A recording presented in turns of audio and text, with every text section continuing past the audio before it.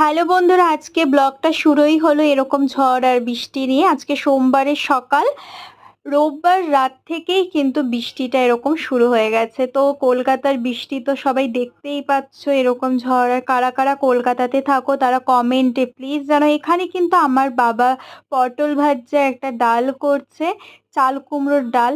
Actually না, আমার দিদিকে অফিসে শেষ মুহূর্তে যেতেই হলো, ওয়ার্ক ফ্রম হোম অফিস থেকে একদমই অ্যালাউ করলো না।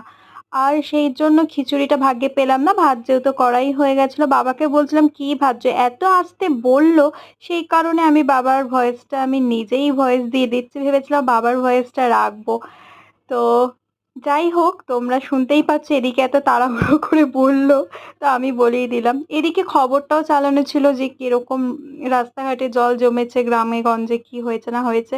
ব্লক আসতে চলেছে, এদিকে পাখিগুলোকে বাঁচাচ্ছে মা বৃষ্টির থেকে। আর সেকেন্ড ব্লক আসছে। Thank you so